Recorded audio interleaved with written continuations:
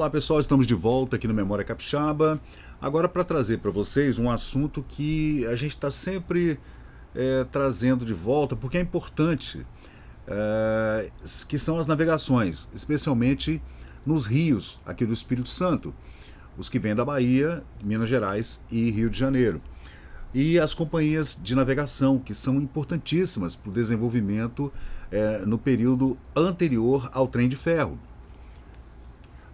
As empresas de navegação, essa pesquisa a gente fez foi em 9 de abril de 2018 e eu consegui fazer aqui eu consegui pincelar umas empresas de navegação que são muitas, são dezenas, a maioria delas do Rio de Janeiro. A gente vê aqui a Companhia Espírito Santense, Companhia Espírito Santo e Campos, todas elas são de 1850, meados do século XIX, e faziam a navegação, essa por exemplo, a Companhia Espírito Santo e Campos, entre Campos de Goytacazes e o Espírito Santo. Navegação de Itapemirim, empresa do Rio São Mateus, é outra empresa de navegação, empresa de navegação do Rio Doce e empresa do Itabapuana. Aí a gente está vendo os vapores nessa tela aqui, gente, os vapores que faziam essa navegação desde o século XVII. Só que a gente não encontra os registros, só a partir do final do século XVIII para o XIX, que a gente encontra registros escritos e depois até as fotografias já no século XX, início do século XX, como essa, por exemplo, que é uma foto dos anos 30. Esse talvez seja o Tamoio. Não é o Tamoio não, é foto Itapemirim, não, é Colatina, então é o Tamoio, o vapor Tamoio. Esse é o Juparanã ou o Tamoio, e aí são os marinheiros, né? Essa foto é sensacional, né? E aqui, gente, nessa pesquisa está falando que a província possui 50 ações dessa companhia no valor de R$200 mil cada uma. Até agora, não consta no Tesouro Provincial que lhe tivessem sido remetidos os títulos. Informa o mesmo Tesouro que desde 1876, empresa de navegação Espírito Santo Campos, 1850. Desde 1876, em que para ali entrou a quantia de R$400 mil, dividendo as ações concernentes ao primeiro semestre daquele ano, de R$2 mil que a Assembleia Geral dos Acionistas resolveu pagar do fundo de reserva existente na razão de R$40 mil por ação. Nenhum dividendo mais tem sido remetido. É uma reclamação, né? Isso na comarca de Santa Cruz, tá? O juiz de direito da época estava reclamando, então, era com a empresa de navegação São Mateus. Você vê como é que funcionava. Era uma coisa de capital aberto, as pessoas investiam, né, suas economias nessas empresas de navegação. Era uma coisa de mercado aberto, muito liberal, né? Muito moderno, aliás. Uma empresa dessa precisava pagar funcionários, combustível, alimentação, roupa, a manutenção dos vapores, o carvão, a madeira. Era uma coisa, pagar os ancoradouros, os cais, né?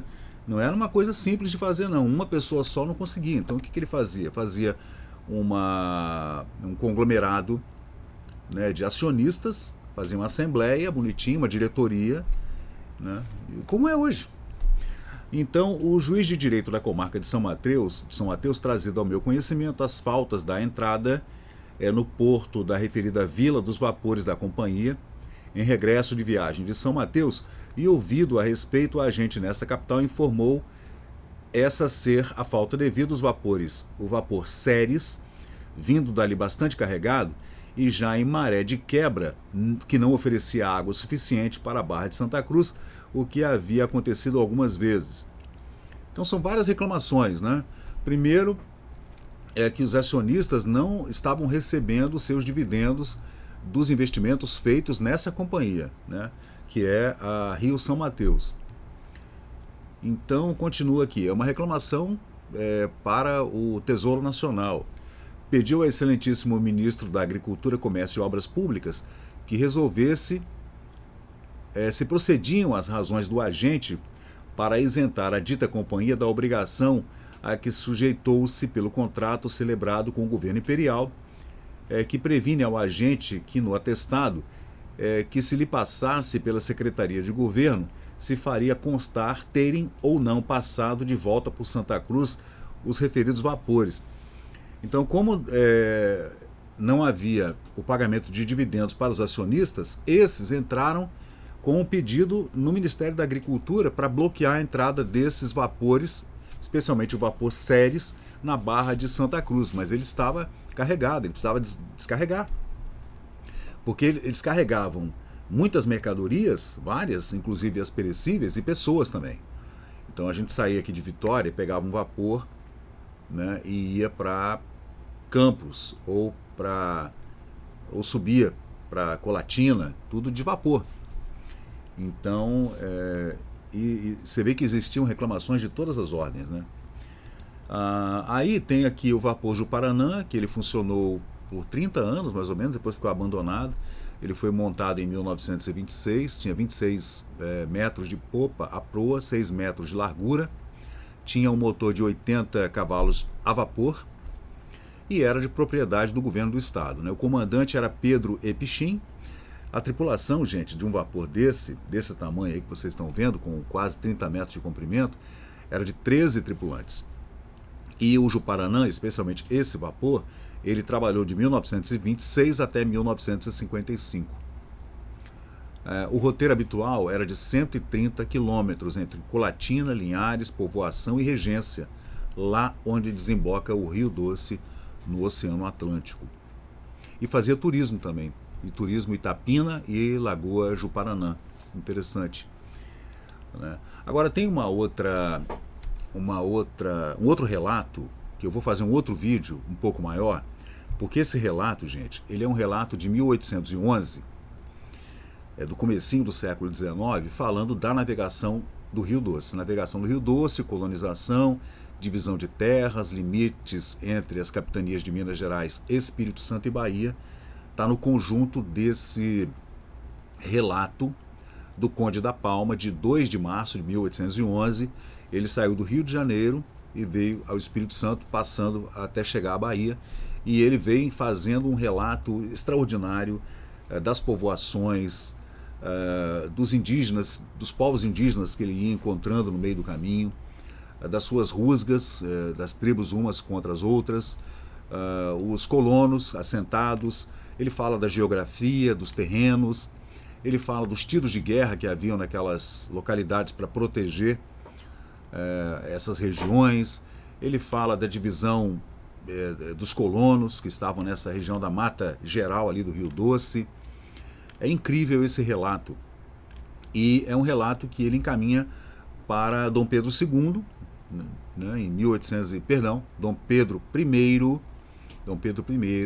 em 1811, e ele vem falando de Minas, da Bahia, Rio e Espírito Santo. É um relato sensacional que eu vou trazer para vocês. Aí ele fala dos capitães mores que estavam dirigindo esses barcos ali no final do século XVIII, início do século XIX, e tem outros detalhes interessantes que eu vou trazer para vocês aqui. E ele entrega isso à Junta da Conquista e Civilização dos Índios, que era uma junta coordenada pelo Ministério da Agricultura na época, sob a batuta de Sua Majestade Dom Pedro I. Então é isso aí, gente. Esse é o Memória Capixaba. E toda essa pesquisa está no Facebook, que é o nosso repositório principal, enquanto a gente não encontra uma alternativa para fazer uma biblioteca mais organizada em uma outra plataforma. Valeu, pessoal. Obrigado. Até a próxima.